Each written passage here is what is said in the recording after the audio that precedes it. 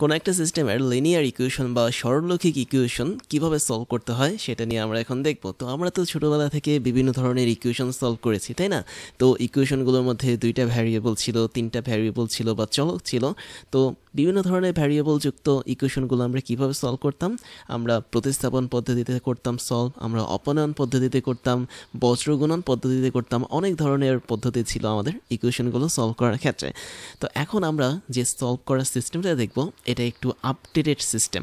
That means এখানে আমরা matrix use করব, আমরা এখানে নির্ণায়ক বের করব বা ডিটারমিনেন্ট বের করব, তারপরে ওই অনুসারে ইকুয়েশনগুলো সলভ করব।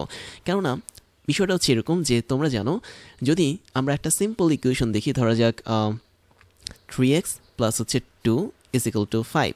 খেয়াল করে দেখো, এটা কিন্তু একটা ইকুয়েশন এবং এই একটা ইকুয়েশনে আমাদের চলক বা ভ্যারিয়েবল কিন্তু একটা, তাই না? তো কোনো একটা ইকুয়েশন যদি একটাই থাকে, তার চলক যদি একটাই থাকে, আমরা খুব সহজেই সেই একটা চলকের মান বের করতে পারবো। কিন্তু আমি যখন ইকুয়েশন দুইটা বানাবো, তখন অবশ্যই আমার দুইটা চলক লাগবে।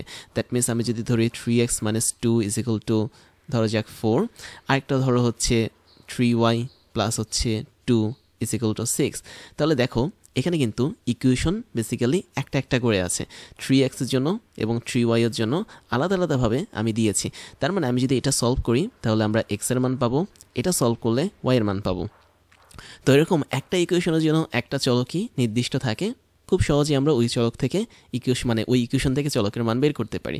বাট আমি যদি এখন আরেকটা ভিন্ন সিস্টেম দিই, সেটা হচ্ছে যদি দুইটা চলক থাকে, তাহলে অবশ্যই আমাকে ওই দুইটা চলক বা দুইটা ভ্যারিয়েবল বের করার জন্য দুটো ইকুয়েশন লাগবে। বিষয়টা এরকম যে ধরা যাক x - 4y is equal two 5, আরেকটা ধরো হচ্ছে 4x প্লাস হচ্ছে 3y ইজ ইকুয়াল টু 7। তাহলে দেখো আমাদের এখানে একটা ইকুয়েশনের মধ্যে দুইটা চলক, একটা হচ্ছে x আর একটা হচ্ছে y, এবং আমরা কিন্তু শুধুমাত্র একটা ইকুয়েশন নিয়ে কখনোই x আর y এর মানটা ওভাবে সলভ করতে পারবো না। হয়তো আমরা চোখের দেখায় মিলাতে পারি, বাট সেক্ষেত্রে ওটা সবসময় কাজ করবে না। আমাদের অবশ্যই দুইটা চলকযুক্ত ইকুয়েশন যদি সলভ করতে হয়, তাহলে মিনিমাম দুইটা ইকুয়েশন লাগবে। তার মানে আমাদের যে কয়টা ইকুয়েশন থাকবে, সেই কয়টা ভ্যারিয়েবল বা চলক থাকতে হবে। ভ্যারিয়েবল বা চলক তোমরা চিনো, এক্স আর ওয়াই, এর হচ্ছে ভ্যারিয়েবল বা চলক। তাহলে আমি বলতে পারি না ইকুয়েশন নাম্বার যে কয়টা, চলক নাম্বারও আমাদের সেই কয়টাই থাকতে হবে, তা না হলে আমরা কখনোই ওই ইকুয়েশনটাকে সলভ করতে পারবো না। যেমন আমি যদি তিনটা চলক বিশিষ্ট একটা ইকুয়েশন লিখি, ধরা যাক 2x - 3y প্লাস হচ্ছে 5 ইজ ইকুয়াল টু 7, আমি কখনোই এই একটা ইকুয়েশন দিয়ে এই তিনটা চলককে বের করতে পারবো না। আমাকে মিনিমাম তিনটা ইকুয়েশন নিতে হবে। কি কি নিতে পারি? আমি ধরো বানিয়ে নিলাম এরকম তিনটা ইকুয়েশন। দ্যাট মিনস আমাদের এখানে 5 না দিয়ে আমি শুধু জেড দিই, তাহলে এখানে তিনটা চলক থাকছে। খেয়াল করো, এক্স ওয়াই জেড হচ্ছে কি তিনটা চলক একটা ইকুয়েশনে। তো আমার এই তিনটা চলককে বের করতে হলে মিনিমাম তিনটা ইকুয়েশন লাগবে। তো আমি তিনটা ইকুয়েশন লিখলাম। আরেকটা ধরো হচ্ছে 4x - 4y প্লাস হচ্ছে জেড দিলাম ইজ ইকুয়াল টু ধরো 5 দিলাম। তার মানে এই তিনটা ইকুয়েশন সলভ করলে তবেই আমি কেবল এক্স ওয়াই জেড এই তিনটা চলকের মান পাবো। তাই কোনো একটা লিনিয়ার ইকুয়েশন যদি আমি লিনিয়ার সিস্টেমের যদি ইকুয়েশন সলভ করতে চাই, তাহলে সেগুলো হচ্ছে লিনিয়ার ইকুয়েশন হিসেবে কাজ করবে বা সরলরৈখিক ইকুয়েশন হিসেবে কাজ করবে। এবং এই ইকুয়েশনগুলোর কিন্তু এক একটা মানে আছে। মানেটা হচ্ছে কীরকম, তুমি যদি কেবলমাত্র একটা দুই চলক বিশিষ্ট ইকুয়েশন দেখো, দ্যাট মিনস এটা হচ্ছে তোমার x - 4y is equal two 5, এরা আসলে এক একটা সরলরেখা হিসেবে কাজ করে। তাহলে তোমাকে মনে রাখতে হবে, কোনো দুই চলক বিশিষ্ট ইকুয়েশনগুলো হচ্ছে সরলরেখার ইকুয়েশন বা সমীকরণ। আর তুমি যদি এক চলক বিশিষ্ট কোনো ইকুয়েশন দেখো, যেমন 3x + 2 ইজ ইকুয়াল টু 5, এটা আসলে কোনো সরলরেখা হিসেবে কাজ করে না, এটা আসলে স্থানাঙ্ক বা বিন্দু হিসেবে কাজ করে। কেননা তুমি এখানে শুধুমাত্র এক্স এর মান পাচ্ছ, আর এক্স এর মান আসলে কি বুঝ বা কোনো একটা স্থানাঙ্কের বুঝ হিসেবে কাজ করে। আর দুইটা চলক বিশিষ্ট ইকুয়েশন অবশ্যই সরলরেখা হিসেবে কাজ করে। কিন্তু মজার ব্যাপার হচ্ছে, যখন তুমি তিনটা চলক বিশিষ্ট ইকুয়েশন পাবা, যে ইকুয়েশনের মধ্যে এক্স ওয়াই জেড তিনোটাই থাকবে, সেটা কিন্তু একটা তলের ইকুয়েশন কাজ করে, তলের ইকুয়েশন হিসেবে। তল মানে হচ্ছে প্লেন বা তল, এটার ইকুয়েশন হিসেবে কাজ করে। তো তোমরা যদি তিনটা না চেনো, আমি একটু দেখিয়ে দিই। বিন্দু বলতে আমি এরকম একটা জাস্ট পয়েন্টকে বোঝাচ্ছি, সরলরেখা বলতে আমি এরকম একটা রেখাকে বোঝাচ্ছি, এবং তল বলতে আমি একটা দ্বিমাত্রিক প্লেটকে প্লেনকে বোঝাচ্ছি, যেটাকে আমরা দ্বিমাত্রিক তল বলে থাকি, যার এক্স ওয়াই বরাবর বিশেষ ক্ষেত্রফল থাকে আর কি। তার মানে তলের মধ্যে এরিয়া থাকে, সরলরেখার মধ্যে হচ্ছে দৈর্ঘ্য বা লেন্থ থাকে, এবং বিন্দুর মধ্যে কোনো দৈর্ঘ্য, প্রস্থ, উচ্চতা কিছুই থাকে না। তাই তুমি যখন একটা চলক বিশিষ্ট ইকুয়েশনকে দেখবে, মনে রাখবে এই ইকুয়েশনটা আসলে দৈর্ঘ্য, প্রস্থ, উচ্চতা কিছুকেই মিন করে না। যখন তুমি দুইটা চলক বিশিষ্ট ইকুয়েশন দেখবে তখন মনে করবে সেটা একটা দৈর্ঘ্যকে মিন করছে, আর যখন তুমি এরকম তিনটা চলক এক্স ওয়াই জেড বিশিষ্ট ইকুয়েশনকে দেখবে তখন মনে করবে সেটা আসলে একটা ক্ষেত্রফল বা এরিয়াকে ইন্ডিকেট করছে। তবে আমরা এখানে যেটা স্টাডি করব সেটা হচ্ছে দুই চলক বিশিষ্ট এবং তিন চলক বিশিষ্ট ইকুয়েশন নিয়ে স্টাডি করব। তো তাই যদি করে থাকি তাহলে আমাদের এখানে যে কোনো লিনিয়ার ইকুয়েশন সলভ করার জন্য দুটো মেথড অ্যাপ্লাই করা হয়। এর একটা হচ্ছে ডিটারমিনেন্ট মেথড বা নির্ণায়ক মেথড, যেটাকে বলা হয় ক্রেমার রুল বা ক্রেমারের মেথড। আরেকটা হচ্ছে আমাদের ম্যাট্রিক্স মেথড, যেটাকে আমরা গাউস জর্ডান মেথড বলে থাকি। তো এগুলো আমরা আস্তে আস্তে জানবো। আমরা প্রথমে যেটা দেখব সেটা হচ্ছে আমরা দুই চলক বিশিষ্ট দুইটা ইকুয়েশন একটু দেখব। তো সেটা দেখার জন্য আমরা এগুলো একটু কেটে ফেলি, এগুলো যেহেতু আমরা একটা ছোটোখাটো আলোচনা করেছি। এবার আমরা যেটা করব সেটা হচ্ছে এই যে দুই চলক বিশিষ্ট ইকুয়েশন, এটা সলভ করার পদ্ধতি নিয়ে আগে একটু দেখি। তো আমি যে কোনো একটা ইকুয়েশন ধরলাম, a1x প্লাস হচ্ছে b1y is equal to c1। খেয়াল করে এখানে কিন্তু দুইটা চলক আছে x আর y। আরেকটা ইকুয়েশন ধরলাম a2x প্লাস হচ্ছে b2y is equal two c2। এখানে কিন্তু সেম দুটো চলক আছে, এবং আমরা জানি এই দুটো চলককে বের করার জন্য এই দুটো ইকুয়েশনে কি যথেষ্ট। এখন এই ইকুয়েশনের মধ্যে আমরা এই যে a1 b1 c1 দেখতে পাচ্ছি, এগুলো আসলে এক একটা সহগ হিসেবে কাজ করে বা মান হিসেবে কাজ করে, এবং এই মানগুলো 1 2 3 4 0 যা খুশি হতে পারে। এবং তুমি যদি এটাকে প্রতিস্থাপন পদ্ধতিতে সলভ করো তাহলে কি করতে, তুমি এখানে দুইটা ইকুয়েশন ধরে নিতে, এটা ছিল 1 নং, এটা ছিল 2 নং ইকুয়েশন। তারপর 1 নং থেকে তুমি x বের করতে, x এর মান 2 নংয়ে বসাতে। এভাবে কিন্তু প্রতিস্থাপন পদ্ধতিতে তুমি x আর y টা বের করতে পারতে ছোটোবেলায়। তো আলটিমেটলি যে এক্স আর ওয়াইটা বের হয় তার মানটা আসলে এরকম হয়। আমি যদি একটু দেখাই, এক্সের মানটা আসলে অনেকটা এমন হয়, x is equal to c1 into b2 minus হচ্ছে c2 ইন্টু b1, আর নিচে যেটা বসে সেটা হচ্ছে a1 b2 মাইনাস হচ্ছে a2 b1। এক্সের মানটা অনেকটা এরকম আসে। আবার তুমি যদি প্রতিস্থাপন পদ্ধতিতে ওয়াইকে বের করতে চাও, খেয়াল করো ওয়াইয়ের মানটা কিন্তু অনেকটা এরকম আসবে। কীরকম আসবে সেটা আসবে অনেকটা a1 c2 মাইনাস হচ্ছে a2 c1, আর নিচে যা আছে তাই, that means a1 b2 minus হচ্ছে a2 b1। এখন এটা তো আমরা খুব সহজেই প্রতিস্থাপন করে বের করতে পারি। তুমি ইচ্ছা করলে মিলিয়ে দেখতে পারো যে কোনো দুটি ইকুয়েশন নিয়ে, তখন দেখবে এক্স আর ওয়াইয়ের মানটা আলটিমেটলি এরকমই আসছে। কিন্তু সমস্যা হচ্ছে কোন জায়গাটাতে, যদি আমাদের অনেকগুলো চলক থাকে তখন কি করবে। ধরো তোমার এমন একটা ইকুয়েশন দিলাম যেখানে 7টা চলক থাকবে, এবং এই 7টা চলককে বের করার জন্য অবশ্যই তোমাকে 7টা ইকুয়েশন সলভ করতে হবে। তখন কিন্তু প্রতিস্থাপন পদ্ধতিতে এতগুলো ইকুয়েশন তুমি সলভ করতে পারবে না। তার মানে হচ্ছে তুমি কেবলমাত্র 2টা বা 3টা অজানা চলক এবং 2টা বা 3টা ইকুয়েশন এদেরকে কাজে লাগিয়ে প্রতিস্থাপন পদ্ধতিতে বের করতে পারো। বাট তোমাকে যদি অনেক বেশি পরিমাণ ইকুয়েশন আর চলক দেওয়া হয় তখন কিন্তু সহজে এটা বের করা যাবে না। সেটার জন্য যেটা করতে হয় সেটা হচ্ছে একটা নতুন অ্যাপ্লিকেশন বা রুল তৈরি করেছেন ক্রেমার, এবং সেটাকে বলা হয় ক্রেমারের মেথড বা ক্রেমার্স পদ্ধতি। এবং তিনি তার পদ্ধতিতে যেটা করেছেন সেটা হচ্ছে তিনি একইভাবে ইকুয়েশনগুলোকে সলভ করেছেন, বাট এক্সট্রা একটা টার্ম নিয়ে এসেছেন যেটাকে বলা হয় ডিটারমিন্যান্ট, এবং এজন্য তার পদ্ধতিটাকে বলা হয় ডিটারমিন্যান্ট মেথড বা বলা যায় নির্ণায়ক পদ্ধতি। তাহলে এই নির্ণায়ক পদ্ধতিটা অনেকটা এরকম যে আমি যদি সেম ইকুয়েশনটা এখানে আবার লিখি, that means a1x plus b1y is equal to c1, এবং নিচে লিখলাম a2x প্লাস হচ্ছে b2y is equal two c2। তবে তিনি যেটা করেছেন সেটা হচ্ছে যদি আমরা x এর মানটা বের করতে চাই, তিনি এখানে উপর নিচে দুটো জিনিসকে ভাগ করেছেন, এবং ওয়াইয়ের মানটাও যদি বের করতে চাই একইভাবে দুটো জিনিসকে ভাগ করেছেন, এবং উপরে বলেছেন তিনি একটা নির্দিষ্ট জিনিস হবে, সেটাকে বলেছেন হচ্ছে d1, আর নিচে হবে হচ্ছে d মানে হচ্ছে ডিটারমিন্যান্ট, আর এখানেও ওয়াইয়ের ক্ষেত্রে উপরে হবে d2 আর নিচে হবে কি d। এখন এই d1 d2 d এই জিনিসগুলো আসলে কীরকম, এই জিনিসগুলো আসলে বের করাটা একদম সহজ জিনিস। সেটা হচ্ছে কি, আমি যদি d বের করতে চাই প্রথমে, d মানে হচ্ছে কি আমাদের ইকুয়েশনগুলো এমনভাবে সাজিয়ে রাখতে হবে যাতে যেই মানগুলো আছে বা সহগগুলো আছে যাদের সাথে এক্স আর ওয়াই নাই সেগুলো কিন্তু কনস্ট্যান্ট, তাই না, বা ধ্রুবক, ওই মানগুলোকে ইকুয়াল এর এক পাশে নিয়ে আসতে হবে। দ্যাট মিনস আমরা এখানে ইকুয়ালের একটা পাশে তাদেরকে রেখেছি। রাখার পর আমরা এই যে এক্স আর ওয়াই দেখতে পাচ্ছি এই দুটো সমীকরণে এই এক্স আর ওয়াই বাদে যে সহগগুলো আছে সেগুলোর ডিটারমিনেন্ট বের করব। দ্যাট মিন্স ডি মানে হচ্ছে আমরা দুই পাশে দুইটা মড দেব এবং এক্স আর ওয়াই বাদে যেই সহগগুলো আছে সেগুলোকে সিরিয়াল ওয়াইজ বসিয়ে দেব। দ্যাট মিন্স প্রথমে ছিল A1, তারপর হচ্ছে B1, নিচে থাকবে হচ্ছে A2, তারপর হচ্ছে B2। তার মানে এটা ডিটারমিনেন্ট বের করার সিস্টেম কিন্তু আমরা অলরেডি জানি। সেটা বের করার সিস্টেম হচ্ছে কি আর গুণন করে মাইনাস করে দিতে হবে। দ্যাট মিন্স এখানে আমরা A1 এর সাথে B2 গুণ করব, মাইনাস হচ্ছে A2 এর সাথে B1 গুণ করব। তা যেটা পাবো সেটাই হচ্ছে আমাদের এই ডি এর মানটা বা ডিটারমিনেন্টের মান, এবং এটা অবশ্যই আমাদের নিচে বসবে হর হিসেবে। এবং D1 আর D2 যদি বের করতে চাই সেটা বের করার পদ্ধতি তিনি বলেছেন, সেটা হচ্ছে অনেকটা এরকম। সো D1 যদি আমি বের করতে চাই তাহলে সেটা হবে কেমন, খেয়াল করো।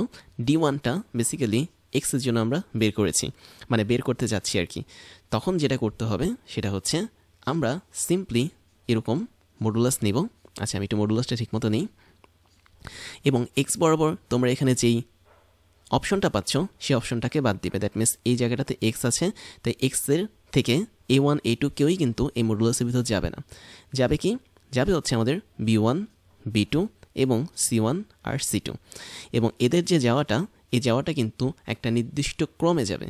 দ্যাট মিন্স এই যে এখানে দ্বিতীয় ক্রমে B1 আর B2 ছিল, বা দ্বিতীয় যদি বলি কলাম, তো দ্বিতীয় কলামেই তুমি এখানে B1 আর B2টাকে বসিয়ে দিবা। আর যেটা ছিল আমাদের কনস্ট্যান্ট, দ্যাট মিন্স ধ্রুবক C1 আর C2, এরা কিন্তু ইকুয়ালের বাইরে ছিল, ওদেরকে প্রথমে এখানে বসিয়ে দিবা। That means C1 C2। তাই যদি হয়, এটাই হচ্ছে আমাদের D1 এর মান, এবং এই মানটা আমরা এভাবে বের করি B2 C1 মাইনাস হচ্ছে B1 C2, অর্থাৎ কর্ণগুলোর গুণফলের বিয়োগফলটাকে বের করি, এবং প্রথমে অবশ্যই মুখ্য কর্ণের ক্রস গুণনটাকে আমরা সারি। দ্যাট মিন্স C1 এর সাথে B2কে গুণ করি, তারপর মাইনাস করি B1 শেষ সাথে C2কে। এবার ফাইনালি এটা কিন্তু শুধুমাত্র মানে এক্স বের করার জন্য, এক্সের ক্ষেত্রে D1 বের করার জন্য সিস্টেমটা এরকম। বাট আমি যখন D2 বের করতে যাব তখন সিস্টেমটা আবার আগের মতোই থাকে। আগের মতো মানে হচ্ছে সিকোয়েন্সটা ঠিক থাকে। যেমন আমি যদি D2 বের করতে চাই, তার মানে আমাদের এখানে এই B1 B2 এর যে চলকগুলো আছে ওগুলোকে বাদ দিতে হবে। বাদ দিলে খেয়াল করে দেখো তো কে কে থাকে। আমাদের এখানে A1 A2 থাকে আর C1 C2 থাকে। এখন A1 আর A2 যেহেতু প্রথম কলামের মধ্যে বসেছে, তাই আমরা A1 আর A2কে প্রথম কলামে রাখবো। অর্থাৎ আগেরটাতে যদি তাকাই D1-এ, সেখানে কিন্তু B1 আর B2 দ্বিতীয় কলামে ছিল এবং তাদেরকে আমরা দ্বিতীয় কলামে রেখেছি। বাট এখন যেহেতু A1 আর A2 প্রথম কলামে, তাই আমি তাদেরকেও প্রথম কলামে রাখবো, এবং কনস্ট্যান্ট বা ধ্রুবক ছিল C1 C2, তাদেরকে আমি পরের কলামে রেখে দিব। তার মানে এটা মনে রাখাটা কিন্তু একটা কঠিন না। দ্যাট মিন্স তুমি যদি এক্স বের করতে চাও তাহলে ওয়াইয়ের ক্ষেত্রে দেখবে B1 আর B2 হচ্ছে দ্বিতীয় কলামে, আবার তুমি যদি ওয়াইয়ের ক্ষেত্রে D2 বের করতে চাও তখন দেখবে এক্সের জন্য A1 আর A2 কি প্রথম কলামে। তো এইভাবে কিন্তু তোমরা খুব সহজে মনে রাখতে পারো এটা। আর তাই যদি হয়ে থাকে তাহলে এখান থেকে আমি যে আর্গুনটা করলে পাবো সেটা হচ্ছে A1 C2 মাইনাস হচ্ছে A2 C1 পাবো।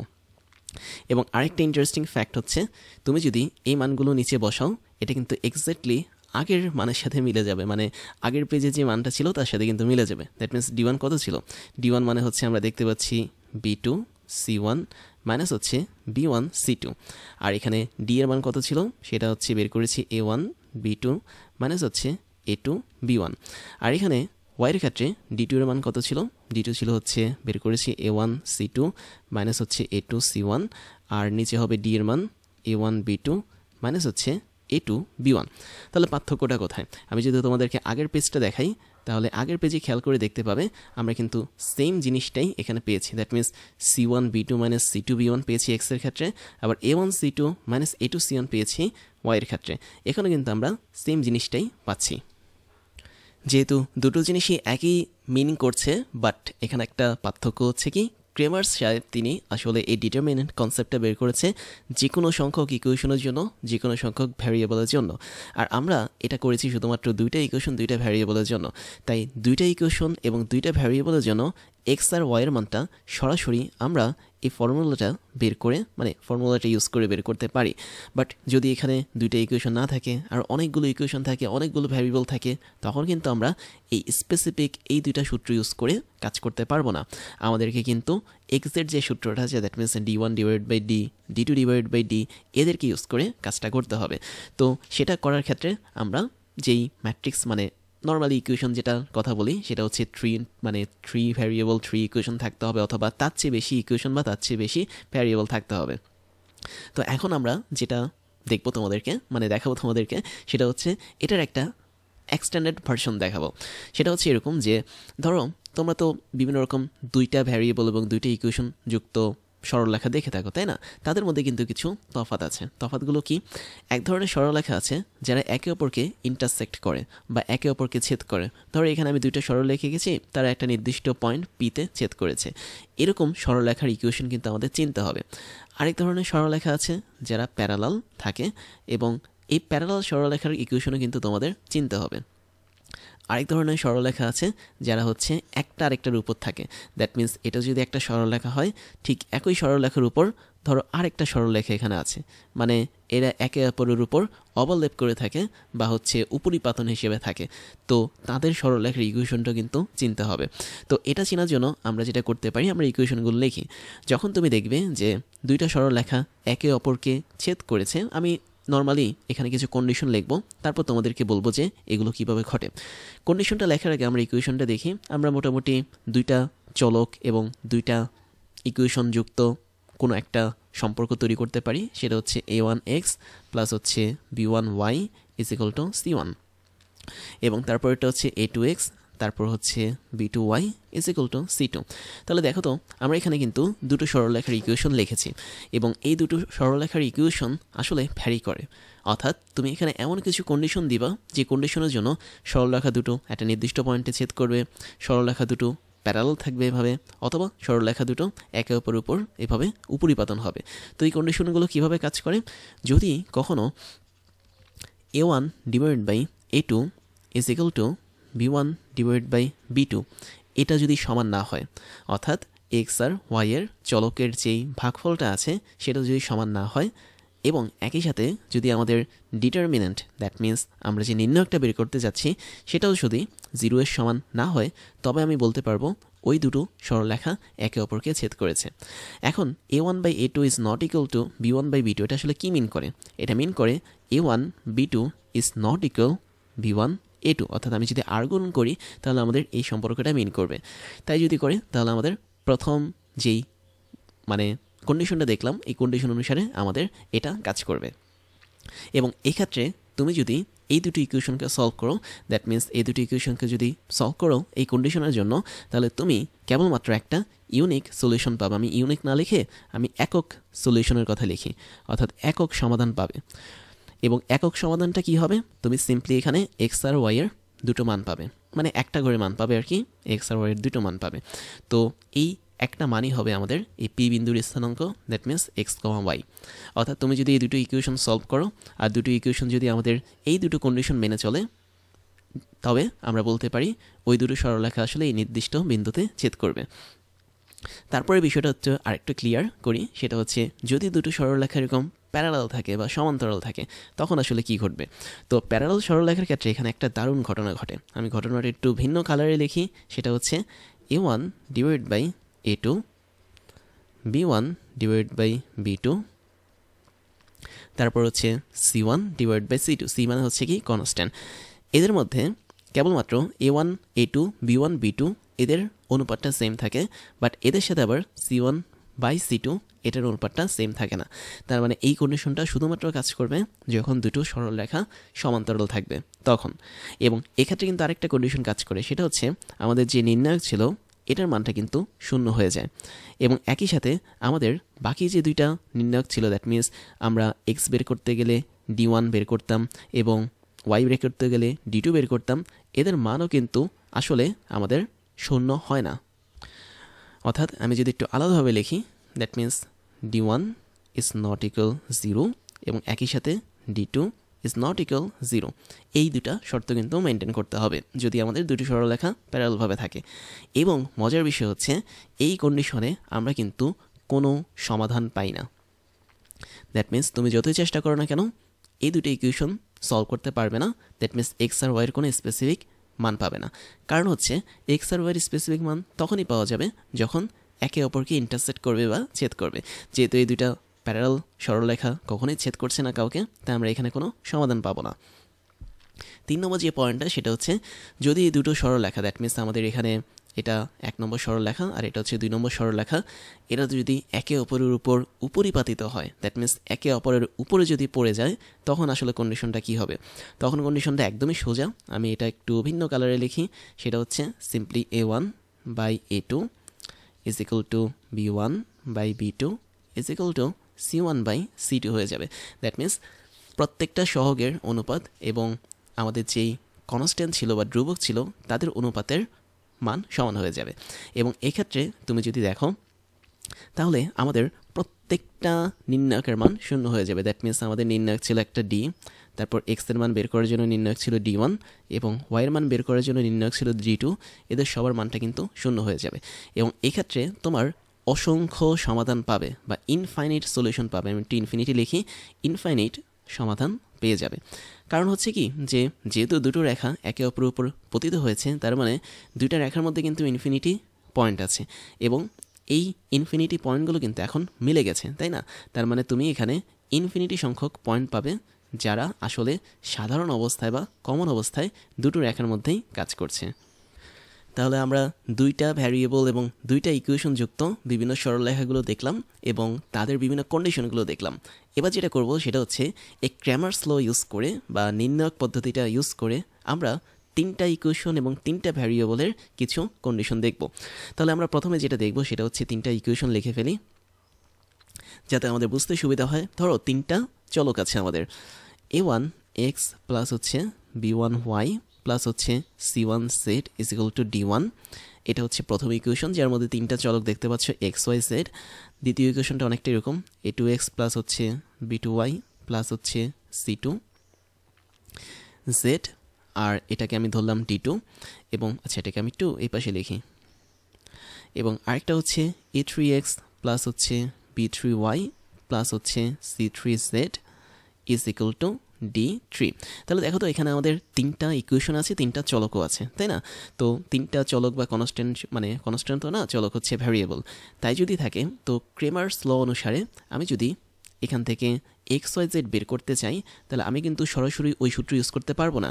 দ্যাট মিনস আমাদের একটা সূত্র ছিল যেরকম C1 B2 মাইনাস হচ্ছে B1 C2 divide by something, এই সূত্র আর ইউজ করা যাবে না। এটা শুধুমাত্র দুইটা চলক দুইটা ইকুয়েশন যুক্ত মানে সম্পর্কের জন্য। তো এক্ষেত্রে আমরা যদি x বের করতে চাই অবশ্যই d1 বাই d বের করতে হবে। আমি যদি y বের করতে চাই আমাকে এখানে d2 বাই d বের করতে হবে। আর আমি যদি এখানে z বের করতে চাই অবশ্যই আমাকে d3 বাই d বের করতে হবে। এখন কথা হচ্ছে আমরা কিভাবে d1 d2 d3 এবং d বের করব এই তিনটা ইকুয়েশন এবং তিনটা চলক থেকে। তো সেটা করার জন্য খুব সুন্দর একটা টেকনিক আছে, সেটা হচ্ছে আমি যদি d বের করতে চাই, ধরো এই ডিটা বের করার জন্য আমরা যেটা করতে পারি সেটা হচ্ছে একদমই সোজা।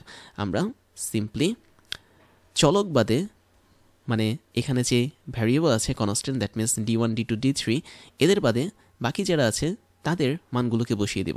দ্যাট মিনস a1, তারপর হচ্ছে b1, তারপর হচ্ছে c1, a2 b2 c2 এবং ফাইনালি a3 b3 c3।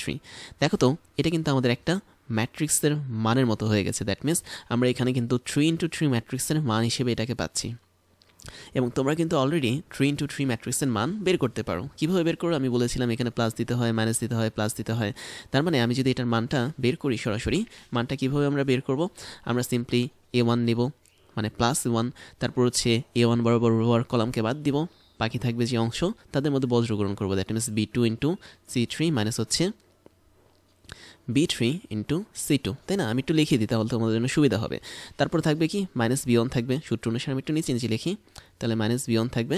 তো b1 বরাবর রোয়ার কলাম বাদ, তাহলে আমাদের থাকছে হচ্ছে a2 c3 মাইনাস হচ্ছে a3 c2, তারপর হচ্ছে আবার প্লাস হবে c1 এবং c1 বরাবর রোয়ার কলাম যদি বাদ দিই তাহলে আমাদের থাকবে হচ্ছে a2 b3 মাইনাস হচ্ছে a3 b2। তো এতটুকু হচ্ছে আমাদের d এর মান। তার মানে আমাদের এখানে কিন্তু ডি এর মানটা টোটালি চেঞ্জ হয়ে গেছে যখন আমরা তিনটা ইকুয়েশন তিনটা ভ্যারিয়েবল বা চলক নিয়েছি। এবার আমি যদি d1 d2 d3 বের করতে চাই তাদেরকে একটু ভিন্নভাবে বের করব। যদি তুমি d1 বের করতে চাও তাহলে আগের মতো এরকম মডুলাস দিবে, মানে সব হিসাব কিন্তু একদম আগের মতো, জাস্ট ভেতরের সংখ্যাগুলো একটু চেঞ্জ হবে। খেয়াল করো d1টা কাজ ছিল, d1টা ছিল x এর জন্য, তাহলে তোমার এখানে এক্স বরাবর যে অপশনগুলো পাচ্ছ দ্যাট মিন্স এক্সের যে চলকগুলো ছিল a1 a2 a3 এই চলকগুলোর জায়গায় আর a1 a2 3 বসবে না, এখানে বসে যাবে সিম্পলি কনস্ট্যান্ট বা ধ্রুবকের মানগুলো।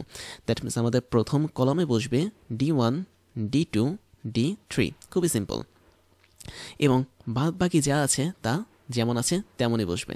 দ্যাট মিন্স আমাদের এখানে 2 নম্বর কলামে ছিল b1 b2 b3, তো আমরা এখানে সিম্পলি b1 b2 b3 বসিয়ে দেব, তাহলে আমাদের এখানে হয়ে যাবে।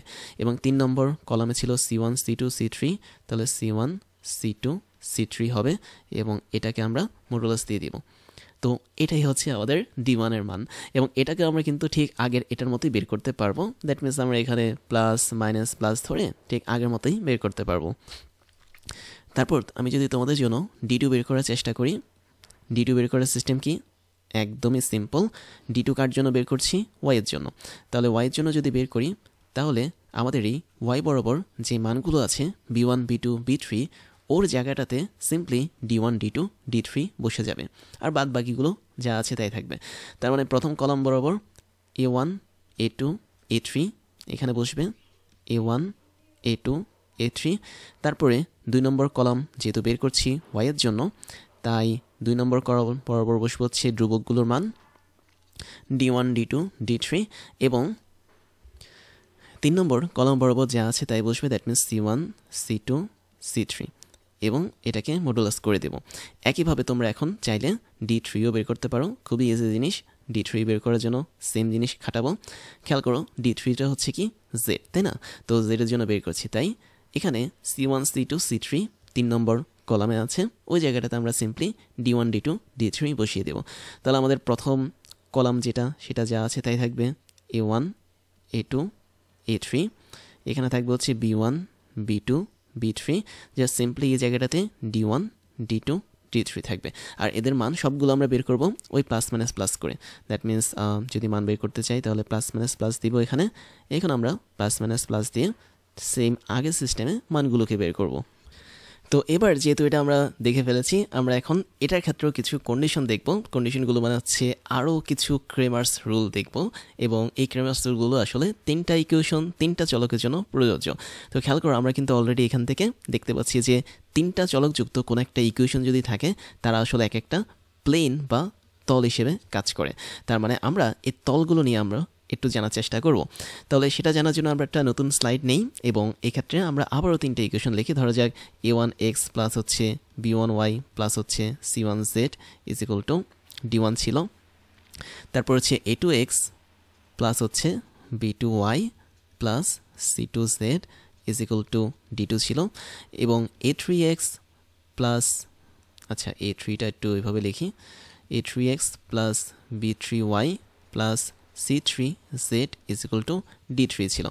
এখন এই যে 3টা ইকুয়েশন আমরা লিখলাম, এই 3টা কিন্তু 3টা তল বা প্লেনকে নির্দেশ করে, এবং আমরা কিন্তু এই প্রত্যেকটা ইকুয়েশনের জন্য ডিটারমিনেন্টের মানও বের করতে পেরেছি ক্রেমার্স ল অনুসারে, এবং এই মানটা কিন্তু তোমরা অলরেডি জানো যে কীভাবে বের করতে হয়। Simply a1 a2 a3 b1 b2, আচ্ছা নট b1 b2, আমি একটু ভুল লিখেছি, a1 b1 c1 হবে প্রথমে, a2 b2 c2 হবে, তারপর হচ্ছে a3 b3 c3 হবে। তো এদের নির্ণায়ক বের করলে বা এদের মানটা বের করলে আমরা কিন্তু d এর মানটা বা নির্ণায়কের মানটা পাবো, তাই না? এখন এই d এর মানের উপর ভিত্তি করে আমাদের বিভিন্ন ধরনের সলিউশন বা সমাধান বের করতে হয়। এটাও কিন্তু ক্রেমার্স ল এর অন্তর্ভুক্ত বা ক্রেমার্স রুলের অন্তর্ভুক্ত। বিষয়টা এরকম যে আমি যদি তোমাদেরকে একটু দেখাই, বিষয়টা অনেকটা এরকম। ডি এর মানটা দুই ধরনের হতে পারে, তাই না? ডি এর মানটা আমাদের দুইটা হতে পারে। একটা ক্ষেত্রে ডি এর মান 0 হতে পারে, আরেকটা ক্ষেত্রে ডি এর মান 0 নাও হতে পারে। ডি যদি 0 হয় তাহলে এক ক্ষেত্রে এক ধরনের কাজ হবে, আর ডি যদি 0 না হয় তাহলে সেক্ষেত্রে আরেক ধরনের কাজ হবে। তো আমি প্রথমটাকে 0 না হওয়া আগে বলি, তারপর 0 হলে কি হবে সেটা বলছি। তো এখন এই ডি এর মানটা যদি 0 হয় তাহলে কি পাবো আমরা বেসিক্যালি ডি এর মানটা যদি 0 হয় তাহলে একটা মাত্র সলিউশন পাবো বা একটা মাত্র সমাধান পাবো। তাহলে ডি এর মান 0 হওয়াতে একটা মাত্র সমাধান মানে কি? মানে আমরা এক্স ওয়াই জেড এর একটা মাত্র মান পাবো। এবং কখন এটা পসিবল? যখন তিনটা প্লেন একটা নির্দিষ্ট বিন্দুতে ছেদ করবে তখনই এটা কিন্তু পসিবল। তার মানে আমি যখন দেখিয়েছিলাম তোমাদেরকে একটা কন্ডিশন, সেটা হচ্ছে যখন দুটো সরলরেখা একে অপরকে ছেদ করত তখন কিন্তু তাদের মাত্র একটা সলিউশন ছিল, দ্যাট মিনস এক্স আর ওয়াইয়ের একটাই ম্যান বের হতো। একই কন্ডিশন আমরা এখানেই দেখব, কিন্তু সেক্ষেত্রে আমাদের সরলরেখা থাকবে না, সেক্ষেত্রে প্লেন কাজ করবে বা তল কাজ করবে। আর কয়টা তল কাজ করবে? অবশ্যই তিনটা, কেননা তখন ইকুয়েশন ছিল দুইটা, আমাদের সরলরেখাও ছিল দুইটা, চলকও ছিল দুইটা। বাট এখানে আমাদের ইকুয়েশন কিন্তু তিনটা, চলকও তিনটা, এক্স ওয়াই জেড, তার মানে প্লেনও হবে কি তিনটা। তার মানে ডি যখন শূন্য হবে বা আমাদের নির্ণয়কের মানটা যখন শূন্য হবে তখন আমাদের তিনটা প্লেন একটা নির্দিষ্ট সরলরেখাতে ছেদ করবে। তো বিষয়টা অনেকটা এরকম, আমি যদি একটু আঁকি বিষয়টা তাহলে অনেকটা এরকম। ধরো এটা হচ্ছে একটা প্লেন, আমি জাস্ট নর্মালি আঁকছি। এই প্লেনটার মধ্যে মানে এটা ধরো প্রথম মানে প্রথম ইকুয়েশনের জন্য প্লেন, ওর মধ্যে আমি আরেকটা প্লেন আঁকছি। ধরো আরেকটা প্লেন ওর মধ্যে দিয়ে ছেদ করে চলে গেছে, তাহলে প্লেনটা যদি ছেদ করে চলে যায় এই প্লেনের বাকি অংশ নিচে বের হয়ে যাবে। এবং সেম আরও একটা জায়গায় আমি যে দ্বিতীয় প্লেনটা এঁকেছি, ধরো এটা হচ্ছে দ্বিতীয় ইকুয়েশনের জন্য প্লেন, 3 নম্বর প্লেন যেটা, সেটা ধরো ঠিক একই জায়গাটাতে তাকে ছেদ করবে। দ্যাট মিনস আমি যদি একটু আঁকি অনেকটা দেখতে এরকম দেখাবে, অর্থাৎ 3 নম্বর প্লেনটা হচ্ছে লাল রঙের প্লেন এবং সেটা ধরো নিচে এভাবে চলে গেছে। তাহলে তুমি যদি একটু দেখো খেয়াল করে, ঠিক এই জায়গাটাতে আমাদের তিনটা প্লেন একত্রিত হয়েছে বা একে অপরকে একটা নির্দিষ্ট সরলরেখার মাধ্যমে ছেদ করেছে, তাই না? তার মানে এই কন্ডিশনটা তখনই হবে যখন আমাদের ডি এর মানটা শূন্যের সমান হবে না। আর ডি এর মানটা যখন শূন্যের সমান হবে না তখন আমরা এরকম ইন্টারসেক্টিং ইকুয়েশন পাবো, বা বলা যায় এই তিনটা ইকুয়েশনের একটা নির্দিষ্ট সমাধান পাবো। তার মানে এক্স ওয়াই জেডের একটা করে মান পাবো। তারপরে আমরা দেখব যেটা হচ্ছে যদি ডি এর মানটা শূন্য হয় তখন কি হবে। ডি মানে হচ্ছে নির্ণায়ক, শূন্য হলে কিন্তু এখানে দুটো কন্ডিশন, আমি একটু লিখি। শূন্য হলে আমাদের এখানে দুইটা কন্ডিশন কাজ করবে। প্রথম কন্ডিশনটা হচ্ছে এরকম অনেকটা, সেটা হচ্ছে যদি আমাদের ডি এর মানটাও শূন্য হয়, একই সাথে ডি ওয়ান অথবা ডি টু অথবা ডি থ্রি, তোমরা কিন্তু D one D two D three already বের করেছো এক্স ওয়াই জেড বের করার জন্য, এদের যে কোনো একটার মান যদি শূন্য না হয় তবে কিন্তু আমরা কোনো সলিউশন পাবো না। দ্যাট মিনস আমরা এখানে নো সমাধান, কোনো সমাধান পাবো না। এটা হচ্ছে একটা সিস্টেম। এবং যদি আমরা ডি এর মানটা শূন্য হয় এবং আরেকটা কন্ডিশন যদি অ্যাপ্লাই করা যায়, যেটা হচ্ছে ডি ওয়ান, তারপর হচ্ছে ডি টু, তারপর হচ্ছে ডি থ্রি, এদের সবার মানও যদি শূন্য হয় তখন কিন্তু আমরা দুইটা কেস পাবো আবার। মানে এখানে অনেকগুলো কেস আছে, আমি একটু দেখিয়ে দিচ্ছি। প্রথম কেসটা হচ্ছে কি, আমরা হয়তো কোনো সলিউশন নাও পেতে পারি, দ্যাট মিনস নো সমাধান, অথবা আমরা ইনফিনিটি সমাধান পেতে পারি, বা অনেকগুলো, মানে যেটা গণনা করা যায় না এতগুলো সমাধান পেতে পারি। আমি একটু ঠিক করে দিচ্ছি। এই দুইটা কন্ডিশন আমাদের অবশ্যই মনে রাখতে হবে। তার মানে কন্ডিশন কয়টা হলো? কন্ডিশন কিন্তু 4টা হয়েছে। প্রথম কন্ডিশন ছিল এটা, দ্বিতীয় ছিল হচ্ছে এটা, 3 নম্বর এটা, 4 নম্বর হচ্ছে এটা। তো এটা হচ্ছে কি আমাদের ইনফিনিটি সলিউশন পাবো। তো এবার বিষয়টা একটু বোঝাই যে নো সলিউশন বা নো সমাধান মানে কি। মানে হচ্ছে তোমরা দেখতে পাচ্ছ এখানে একটা সমাধান ছিল, এটা একটা কেস ছিল। কখন আমরা একটা সমাধান পাই? যখন তিনোটা প্লেন বা তিনোটা তল একটা নির্দিষ্ট সরলরেখাকে ছেদ করে। যেমন আমরা এখানে একটা মোটামুটি লেভেলের ছবি এঁকে দেখিয়েছি তোমাদেরকে। বাট নো সমাধান বা নো সলিউশন বিষয়টা হচ্ছে এরকম যে তিনটা প্লেন কখনোই একটা নির্দিষ্ট সরলরেখাতে ছেদ করবে না।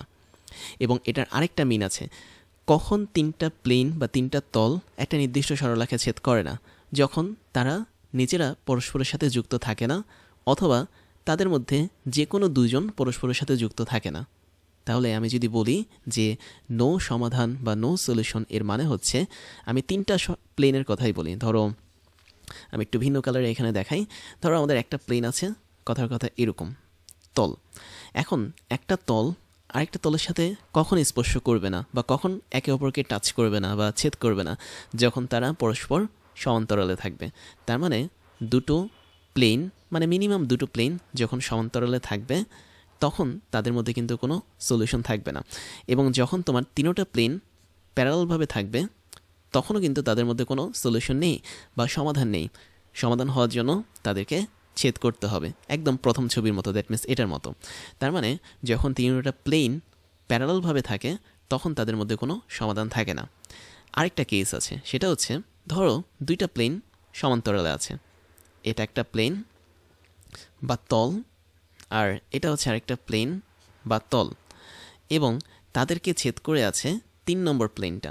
দ্যাট মিন্স ধরো এখানে একটা প্লেন আছে 3 নম্বর প্লেন, এবং এই প্লেনটা মোটামুটি দুটো সরলরেখাকেই ছেদ করেছে।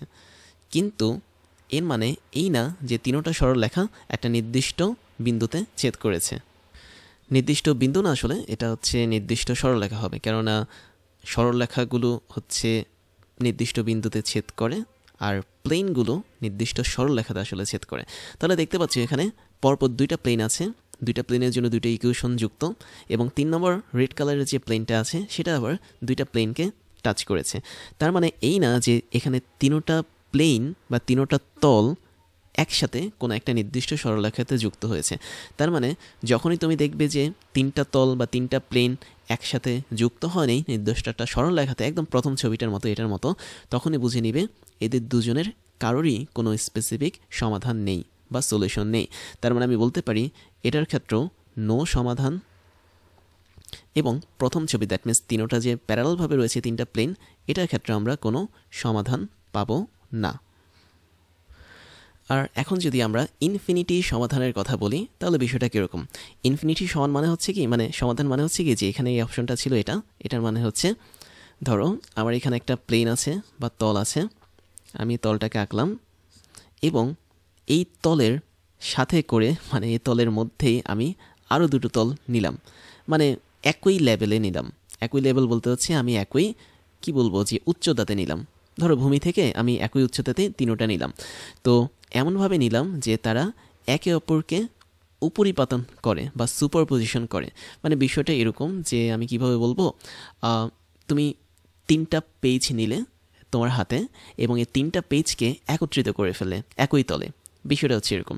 তার মানে আমি যে এখানে একটা তল এঁকেছি এর মধ্যেই আসলে আমাদের 3টা লেয়ার আছে বা 3টা তল আছে, মানে একই লেভেলে এমনভাবে আছে যে এরা একে অপরের সাথে একদম মিশে গেছে। সেই ক্ষেত্রে আমি বলতে পারি এদের ইনফিনিটি সমাধান থাকে। তার মানে আমরা 3টা কেস বুঝলাম। একটা হচ্ছে তিনোটাই যদি প্যারালালে থাকে তখন আমরা কোনো সমাধান পাই না। আরেকটা হচ্ছে যদি দুইটা প্যারালালে থাকে, আরেকটা যদি তাদেরকে ইন্টারসেক্ট করে বা ছেদ করে তাহলে আমরা কোনো সমাধান পাই না। বাট যখন আমাদের 3টা তল একে অপরের সাথে এমনভাবে থাকে যে একত্রিত হয়ে থাকে বা উপরিপাতন হিসেবে থাকে, তখন আমি বলতে পারি এটার ইনফিনিটি সমাধান আছে। তার মানে এই ধরনের ইকুয়েশনের এক্স ওয়াই জেড এর মান কি অনেক বেশি। এখন আমাদের কন্ডিশনগুলো কোনটার সাথে কোনটা ম্যাচ করে দেখি। আমরা দুটো পেয়েছি নো সমাধান, তাই না, এবং একটা পেয়েছি ইনফিনিটি সমাধান। তার মানে আমরা এটা কনফার্ম ইনফিনিটি সমাধানটা আমরা চিনতে পেরেছি, যেখানে প্রত্যেকটা তল একে অপরের উপর উপরিপাতন হিসেবে থাকবে। বাট বাকি যে দুইটা আছে নো সমাধান, এগুলো আসলে কারা? এগুলো হচ্ছে কি, যখন তুমি দেখবে D1 D2 D3 এদের সবার মান হচ্ছে 0, এবং একই সাথে এদের কোনো সমাধান তুমি পাচ্ছ না, তখন বুঝে নেবে এটা আসলে আমাদের একটা স্পেশাল কেস। এবং এই কেসটাই হচ্ছে আমাদের সবগুলো যখন প্যারালাল বা সমান্তরাল থাকবে সেই কেসটা।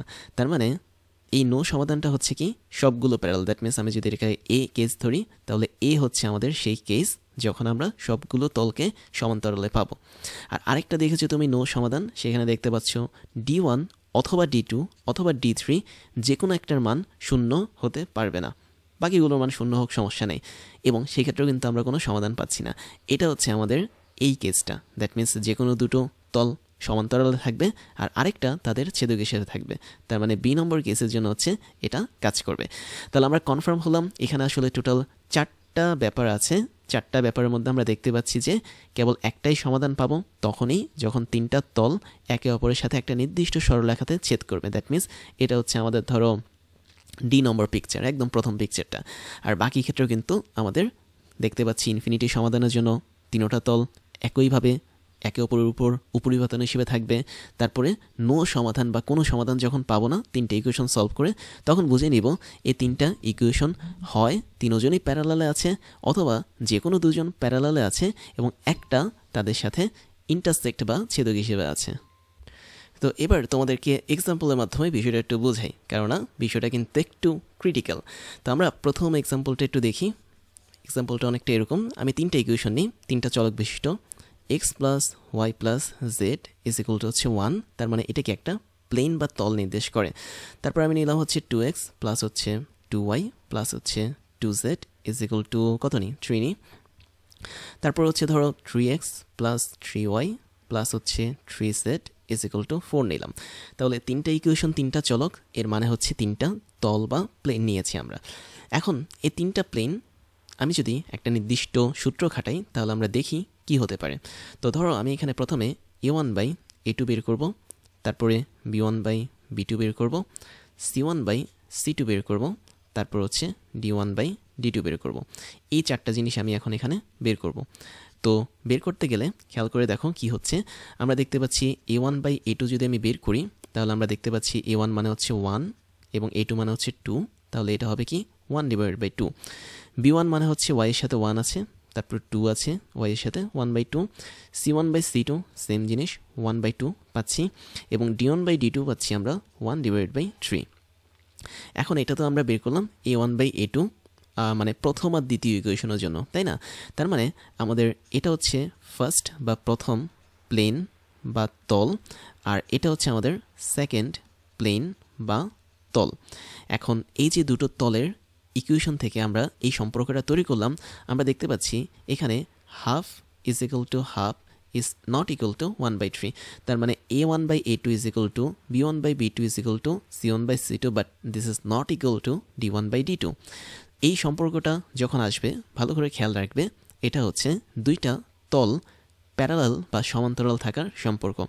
তার মানে বুঝতে হবে তোমাকে এখানে প্রথম আর দ্বিতীয় যে তলটা আছে এরা আসলে প্যারালালভাবে আছে। তো তুমি যদি বুঝতে না পারো আমি এখানে লিখে দিচ্ছি, এটা হচ্ছে আমাদের প্রথম তল, মানে এঁকে দিচ্ছি নট লিখে দিচ্ছি, আর এটা ধরে নাও দ্বিতীয় তল, এবং এই তলগুলো এমনভাবে আছে যে একে অপরের সাপেক্ষে প্যারালাল বা সমান্তরালে আছে। তো এটা হচ্ছে সমান্তরাল। তাহলে আমরা একটা সম্পর্ক পেয়ে গেলাম, দুইটা তল সমান্তরাল। এবং তুমি জানো যে তলগুলো যখন সমান্তরালে থাকবে তখনকার সূত্র বা কন্ডিশন কী ছিল, আগের পেজ থেকে দেখো যে যখন দুটো তল সমান্তরালে থাকে তখন তাদের কিন্তু কোনো সমাধান থাকে না বা নো সলিউশন থাকে, এবং সেক্ষেত্রে তাদের d1 আর d2 মানও কি সমান থাকে। তার মানে আমি বলতে পারি এখানে প্রথম আর দ্বিতীয় ইকুয়েশনের ক্ষেত্রে আমরা কোনো সমাধান পাবো না। এবং আমি যদি আরেকটা বিষয় তোমাদেরকে দেখাই, সেটা হচ্ছে 2 নম্বর প্লেন আর 3 নম্বর প্লেনের কথাটাও আমরা একটু দেখি। দ্যাট মিনস 2 আর 3, এটা হচ্ছে থার্ড প্লেন। তো এখন এই দুইটা প্লেন থেকে আমি যদি সম্পর্কটা বের করার চেষ্টা করি তাহলে বিষয়টা কেমন হবে? বিষয়টা দাঁড়াবে অনেকটা এরকম যে a2 by a3, b2 by b3, c2 by c3 আর d2 বাই d3। তাহলে আমরা ওগুলো বের করে ফেলি। আমরা যদি সম্পর্কটা দেখাই, ধরো a2 ডিভাইড বাই হচ্ছে a3, b2, তারপর হচ্ছে b3 বের করব, c2 c3 বের করব, d2 d3 বের করব, মানে প্রত্যেকটা চলকের অনুপাতগুলোকে বের করব। তাহলে দেখি তো কত হয়। খেয়াল করো 2 ডিভাইড বাই 3 হয়, এখানেও 2 ডিভাইড বাই 3 হয়, এখানে কিন্তু 2 ডিভাইড বাই 3 হয়, বাট এটা কিন্তু 3 ডিভাইড বাই 4 হয়।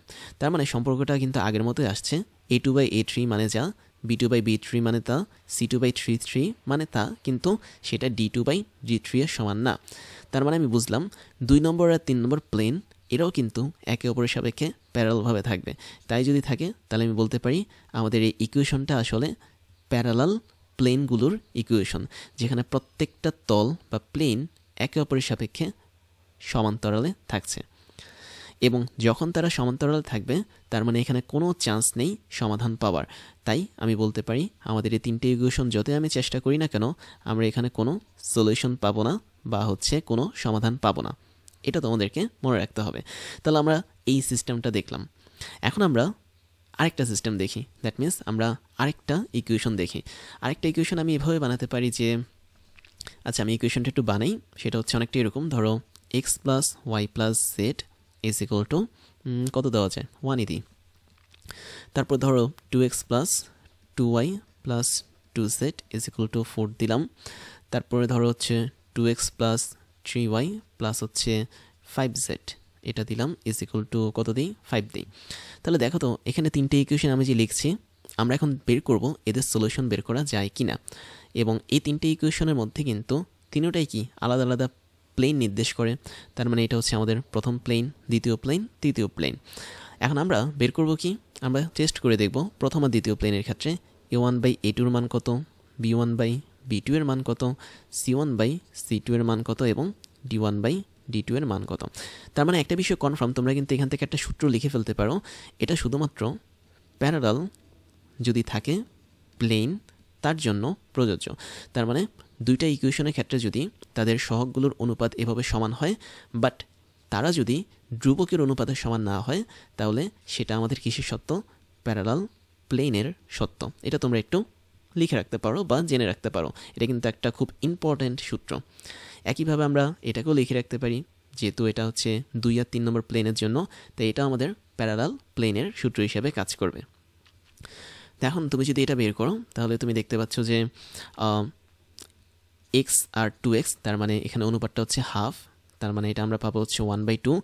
পরের অনুপাতটা পাবো হচ্ছে আমরা 1/2, পরেরটা পাবো 1/2, যেহেতু জেডের মানে সহগ হচ্ছে 1, তার মানে এটা আমাদের কত হবে? 1/2ই হবে।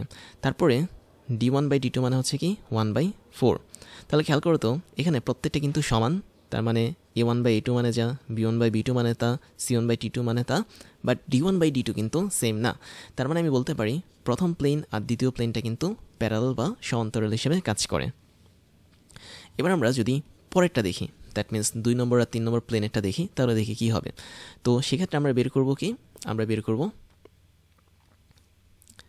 a2/a3, তারপর বের করব b2/b3, c2/c3 এবং ফাইনালি d2/d3 বের করব।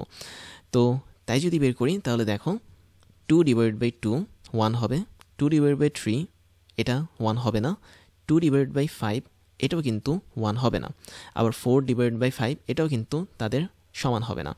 তাই যদি হয়, তাহলে আমি বলতে পারি এখানে a1/a2 এটা বেসিক্যালি কত হবে? কারোরই সমান হবে না। দ্যাট মিনস এটা এটারও সমান হবে না, এটা কিন্তু এটারও সমান হবে না, কেউ কারো সমান হবে না। তো এই অবস্থাটা আসলে কি নির্দেশ করে? আমি একটু এটা মুছি, তাহলে দেখতে পাবে হচ্ছে এটা ছিল হচ্ছে d2/d3। এটা নির্দেশ করে হচ্ছে আমাদের 2 নম্বর প্লেন এবং 3 নম্বর প্লেন এরা আসলে প্যারালাল না বা সমান্তরাল না। যদি সমান্তরাল হতো তাহলে আমাদের প্রথম এই কন্ডিশনটা কাজ করত। তাহলে আমরা এখানে যে 3টা প্লেন পেলাম, এর মধ্যে প্রথম আর 2টা একে অপরের প্যারালাল, বাট 3 নম্বরটা কিন্তু তাদের প্যারালাল না। আর প্যারালাল না মানে কি? মানে ওই প্লেনটা অবশ্যই বাকি দুটো প্যারালাল প্লেনকে ছেদ করবে। তাহলে আমাদের ছবিটা অনেকটা কেমন হবে দেখতে? আমাদের ছবিটা হবে, এটা যদি হয় প্রথম প্লেন এবং এটা যদি হয় আমাদের 2 নম্বর প্লেন, তারা একে অপরের সাপেক্ষে সমান্তরাল বা প্যারালাল, কিন্তু 3 নম্বর প্লেনটা তাদেরকে ছেদ করবে একটা নির্দিষ্ট সরলরেখায়। তো আমি যদি আঁকি বিষয়টা, তাহলে মানে 3 নম্বর প্লেনটা এভাবে নিচে নেমে যাবে এবং সেটা আমাদের এই দুইটা প্লেন কি হচ্ছে? নির্দিষ্ট সরলরেখায় ছেদ করবে। তো যদিও আমি 3D অতটা ভালো আঁকতে পারি না, তারপরেও আমি দেখাচ্ছি এখানে, একে অনেকটা এরকম মোটামুটি লেভেলে ধরে নিতে পারো। তার মানে এটা হচ্ছে আমাদের একটা প্রথম সরলরেখা, এটা হচ্ছে আমাদের দ্বিতীয় সরলরেখা। এই দুইটা সরলরেখাতে কিন্তু আমাদের 3 নম্বর প্লেনটা প্রথম আর 2 নম্বর প্লেনটাকে ছেদ করবে। তো এটা হচ্ছে আমাদের মোটামুটি লেভেলের একটা ছবি, যদিও অনেকটা ভালো হয়নি, 3D পেন্টিং করাটা অনেক ডিফিকাল্ট আছে। আমি এটা একটু মুছিয়ে দিই, আবার ঠিক করে আঁকি। এই হচ্ছে আমাদের 3 নম্বর প্লেন, জাস্ট ঢুকে গেছে ভিতরে তো দুইটা প্লেনের মধ্যে। তো এখন খেয়াল করো, এখানে কি কোনো সলিউশন পাবো? কোনো সলিউশন কি থাকবে? এটা হচ্ছে আমাদের সেই কেসটা। খেয়াল করো আগের পেজে আমাদের বি নম্বর কেসটা, যেখানে আমরা দেখেছিলাম যে কোনো সলিউশন পাওয়া যাবে না। তার মানে এখানে যেহেতু 3টা প্লেন একটা নির্দিষ্ট সরলরেখায় একত্রিতভাবে ছেদ করেনি একে অপরকে, তার মানে আমরা এক্ষেত্রেও কোনো সলিউশন পাবো না। তার মানে আমরা যতই এরকম ইকুয়েশন দেখি না কেন 3টা চলকযুক্ত, মনে করতে পারি হ্যাঁ খুব সুন্দর ইকুয়েশন, আমরা হয়তো সলিউশন পেতে পারি, বাট আলটিমেটলি আমরা এখানে কিন্তু কোনো সলিউশন পাবো না। তাহলে তোমাদের জন্য একটা শর্টকাট জিনিস দেখাচ্ছি, সেটা হচ্ছে যদি তুমি এরকম 3টা ইকুয়েশন পাও, 3টা ইকুয়েশনের মধ্যে 3টা চলক থাকবে অবশ্যই, তাহলে তুমি যদি চাও যে তিনটে ইকুয়েশন সলভ করে একটা ইউনিক সলিউশন পেতে, ইউনিক মানে হচ্ছে একটা একক সলিউশন পেতে, যেখানে এক্স এর মান একটাই থাকবে, ওয়াই এর মান একটাই থাকবে, জেড এর মান একটাই থাকবে, তাহলে তোমাকে যেটা করতে হবে সেটা হচ্ছে এই শর্তটা পূরণ করতে হবে। দ্যাট মিনস তোমার যে ডিটারমিনেন্ট আছে ডি, যেটা আমরা বের করেছিলাম, সেই ডি এর মানটা অবশ্যই 0 হতে হবে। যদি 0 হয় তাহলে তুমি কেবল একক সলিউশন পাবে, এক্স ওয়াই জেড এর একটাই মান পাবে। আর যদি 0 না হয় তাহলে তুমি নো সলিউশনও পেতে পারো, আবার ইনফিনিটি সলিউশনও পেতে পারো। অর্থাৎ তোমাকে আমি আগের স্লাইডে দেখাচ্ছি, এখানে কিন্তু খুব সুন্দরভাবে লিখে দিয়েছি। দ্যাট মিনস যদি কখনো একটা সলিউশন পেতে চাও তাহলে অবশ্যই ডি এর মানটা নট ইকুয়াল 0 হতে হবে। আমি মনে হয় একটু মিস্টেক করেছি, ডি এর মানটা অবশ্যই 0 হতে পারবে না। ডি এর মানটা যদি 0 না হয় তবেই কেবল একটা সলিউশন পাওয়া সম্ভব। তার মানে ডি এর মান যদি 0 না হয় তবেই কেবল আমরা একটা ইউনিক সলিউশন পাবো। আর ডি এর মান যদি 0 হয়ে যায় তাহলে আমরা হয় ইউনিক সলিউশন পাবো না, মানে ইনফিনিটি সলিউশন পাবো, অথবা কোনো সলিউশনই পাবো না। এখন এই বিষয়টা আমরা দেখেছিলাম কার মাধ্যমে? ক্রেমার্স মেথডের মাধ্যমে। বাট আমাদের আরও একটা মেথড আছে যেটার মাধ্যমে আমরা কিন্তু ইকুয়েশন সলভ করতে পারি, যেটা হচ্ছে গাউস জর্দান পদ্ধতি। তো গাউস জর্দান পদ্ধতি যেটা, সেটা হচ্ছে তিনি যে কাজটা করেছিলেন, ম্যাট্রিক্স পদ্ধতিতে তিনি এই ইকুয়েশনটা সলভ করার চেষ্টা করেছিলেন। তো ম্যাট্রিক্স পদ্ধতিতে কিন্তু আমরা খুব সহজে ইকুয়েশন সলভ করতে পারবো, কেননা আমরা কিন্তু ম্যাট্রিক্সের মাল্টিপ্লিকেশন বা গুণন জানি। তো এক্ষেত্রে যেটা করতে হয় সেটা হচ্ছে একই সিস্টেম। দ্যাট মিনস ইনিও কাজটা করেছিলেন 3x3 ইকুয়েশনের জন্য, মানে তিনটা চলক, তিনটা ইকুয়েশনের জন্য।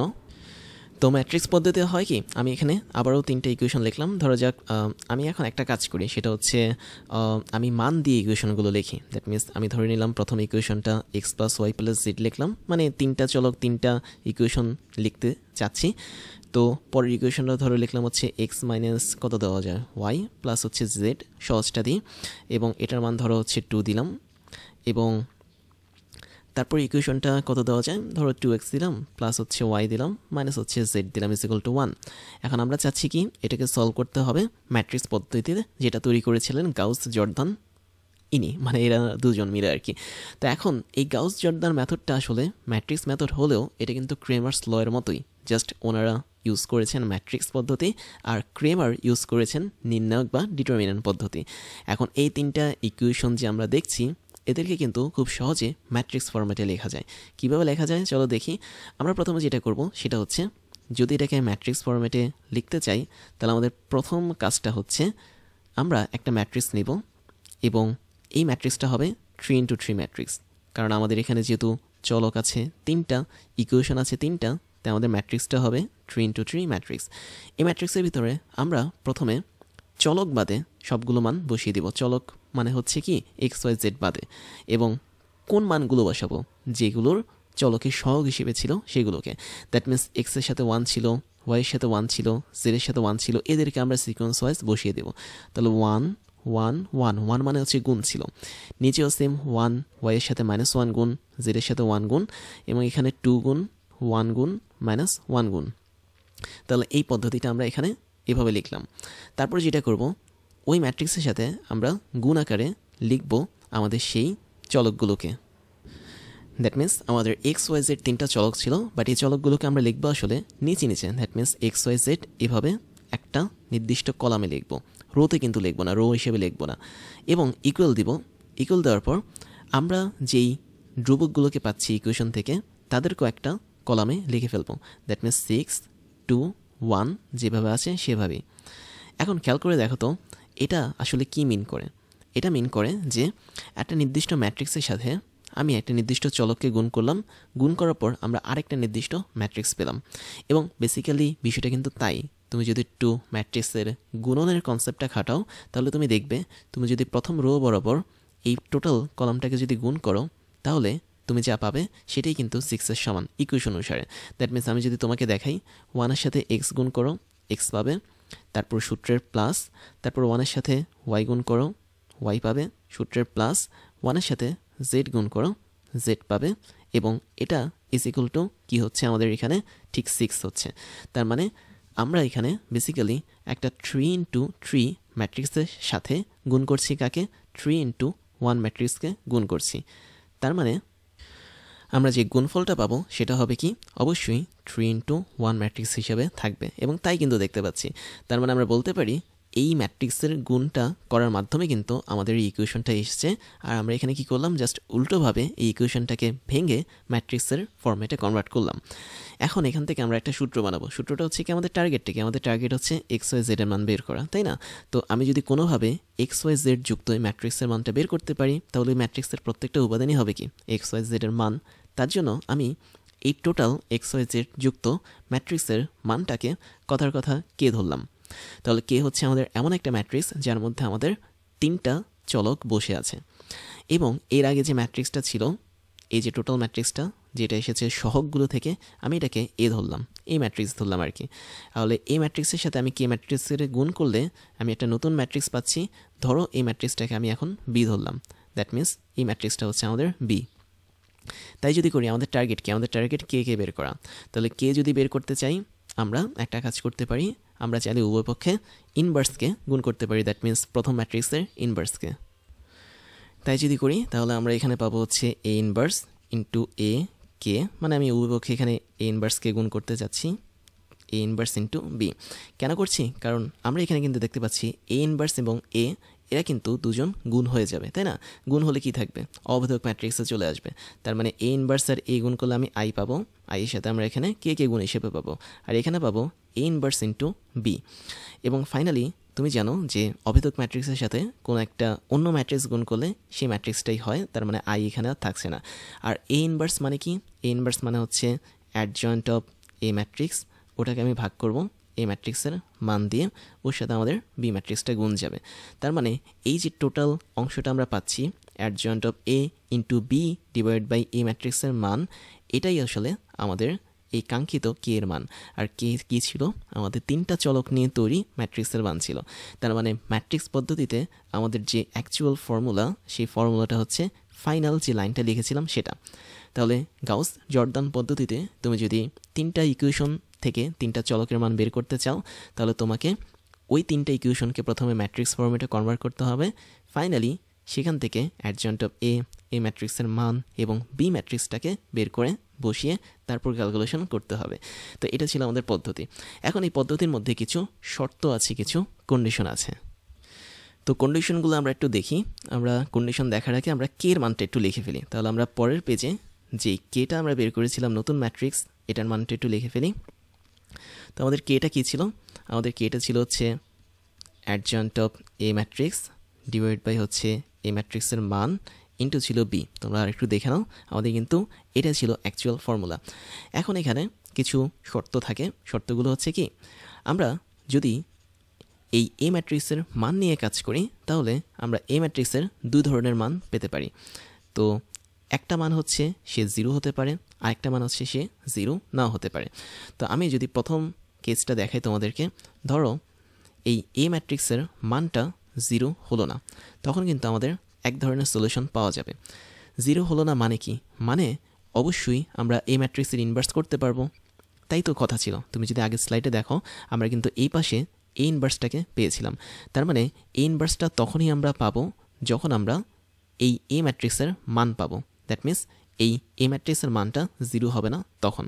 তাই যদি হয়, তাহলে আমরা পরের স্লাইডে দেখতে পাচ্ছি যে এ ম্যাট্রিক্সের মান আমরা যদি 0 না পাই, তার মানে অবশ্যই এ ইনভার্সটাকে আমরা বের করতে পারবো। এটা আমাদের ইনভার্স ম্যাট্রিক্সের একটা শর্ত ছিল। আর তুমি যদি কখনো এ ইনভার্সটা বের করতে পারো, তার মানে আমি এখানে কনফার্ম হব কি, আমরা এখানে কনফার্ম হব অবশ্যই এক্স ওয়াই জেড যে ম্যাট্রিক্সটা ছিল, দ্যাট মিনস কে, এই কেটাকেও বের করা যাবে। তাহলে খুব সহজ সাপটা কথা, সেটা হচ্ছে তুমি যদি এই এ ম্যাট্রিক্সের মানটা 0 হিসেবে না পাও, তার মানে কোনো কিছুকে তোমার আর 0 দ্বারা ভাগ করতে হচ্ছে না। আর কোনো কিছু যেহেতু তুমি 0 দ্বারা ভাগ করতে হচ্ছে না তোমার, তার মানে তুমি এখানে এক্স্যাক্টলি কে এর মানটা পেয়ে যাবে। আর কে এর মানটা যদি পেয়ে যাও, তাহলে আমি বলতে পারি প্রথম কন্ডিশনের জন্য তুমি এখানে একটা ইউনিক সলিউশন পাবা বা একক সমাধান পাবা। একক সমাধান কথাটা আমি একটু বোঝাচ্ছি। একক সমাধান মানে হচ্ছে তুমি এখানে অবশ্যই এক্স ওয়াই জেডের একটা মাত্র ভ্যালু পাবা। দ্যাট মিনস এক্স ওয়াই জেডের অনেকগুলো ভ্যালু পাবা না, জাস্ট একটা করে পাবা। অর্থাৎ এক্সের একটা নির্দিষ্ট ভ্যালু থাকবে, ওয়াইয়ের একটা নির্দিষ্ট ভ্যালু থাকবে, জেডের একটা নির্দিষ্ট ভ্যালু থাকবে। তাহলে এটা হচ্ছে আমাদের প্রথম শর্ত। দ্বিতীয় শর্তটা একটু জটিল, কেননা এমনও তো হতে পারে যে আমাদের এ ম্যাট্রিক্সের মানটা যে বের করেছি সেটা 0 সমান হয়ে গেল। তখন কি করবা? তখন কিন্তু একটা বিপদ তৈরি হবে। কেমন বিপদ তৈরি হবে? বিপদটা হচ্ছে এরকম, খেয়াল করে দেখো, আমাদের কিন্তু উপরে ছিল adjoint of A into B, তার মানে বিটাও কিন্তু উপরেরটার সাথে গুণ আকারে আছে। তাহলে আমরা এখান থেকে কিন্তু দুইটা কন্ডিশন পাই, তাই না? প্রথম কন্ডিশনটা কীরকম? প্রথম কন্ডিশনটা হচ্ছে তোমার যেহেতু হরের মানটা শূন্য হয়ে গেছে, তাই আমি দুটো জায়গায় হরকে শূন্য রাখলাম। দ্যাট মিনস হর বলতে আমরা এই ম্যাট্রিক্সের মানকে বোঝাচ্ছি, দ্যাট মিনস মডুলাস অফ এ। তাহলে মডুলাস অফ এ যেহেতু 0, তার মানে উপরে থাকছে আমাদের লব, এবং লব বলতে আমরা অ্যাডজয়েন্ট অফ এ ইন্টু বিকে বুঝছি। এবং এই লবটা যেহেতু একটা মানে ম্যাট্রিক্স হিসেবে কাজ করছে, তো এটা 0 হতে পারে অথবা 0 সমান নাও হতে পারে। তখন আমাদের আসলে মেইন কাহিনীটা শুরু হবে। যদি আমাদের এটা 0 সমান হয়, আমি 0 বলতে বোঝাচ্ছি কি, বেসিক্যালি এটা আসলে নাল ম্যাট্রিক্সকে বোঝাচ্ছি, কারণ আমরা তো জানি যে ম্যাট্রিক্স আসলে 0 হয় না সেভাবে, সেটা হয় নাল ম্যাট্রিক্স হয় অথবা নাল ম্যাট্রিক্স ছাড়া হয়। তো যদি উপরের এটা কখনো নাল ম্যাট্রিক্স হয়ে যায়, তখন তুমি দেখতে পাচ্ছ 0/0 দেওয়া। আর 0/0 বলতে আমরা কিন্তু ইনফাইনাইট সলিউশনকে বুঝি, দ্যাট মিনস অসীম সংখ্যক সমাধানকে বুঝি। তাহলে 0/0 যদি হয় কখনো, তাহলে আমি বলতে পারি এখানে আমরা ইনফিনিটি সংখ্যক সমাধান পাবো। এর মানে হচ্ছে XYZ এর অনেকগুলো মান থাকবে। আর যদি adjoint of A into B এটা 0 সমান না হয়, তাহলে আমাদের লবটা 0 সমান হলো না, বাট হর কিন্তু তখন 0 সমান। আর হর যদি 0 সমান হয়, তাহলে আমরা জানি এটার কোনো মান পাওয়া যায় না, বা কোনো সংখ্যাকে 0 দ্বারা ভাগ করলে কি পাওয়া যায়? কিছুই পাওয়া যায় না, আনডিফাইন হয় বা ম্যাথ এরর হয়।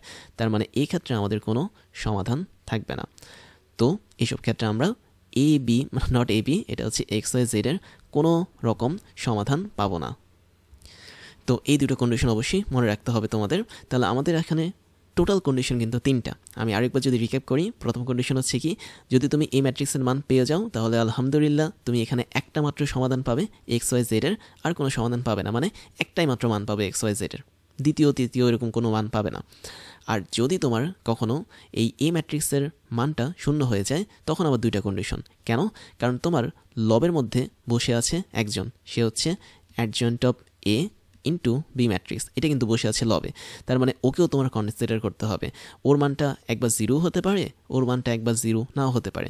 যদি লব আর হর দুটোই 0 হয়, তাহলে তুমি ইনফিনিটি সংখ্যক সমাধান পাবা, কেননা 0/0 এটাকে ইনফিনিটি হিসেবে ধরা হয় ম্যাথমেটিক্যালি। তো সেক্ষেত্রে তুমি XYZ এর কোটি কোটি লক্ষ কোটি মান পাবা। বাট যখন তোমার এই adjoint of A into B বা লবের মানটা শূন্য না হয়ে অন্য কোনো একটা জিনিস হয়, শূন্য বলতে আমি নাল ম্যাট্রিক্স বোঝাচ্ছি, তো অন্য কোনো ভালো ম্যাট্রিক্স যদি হয় আর নিচে যদি 0 থাকে হর হিসেবে, তাহলে কিন্তু তুমি সেক্ষেত্রে কোনো সমাধান পাবা না XYZ এর।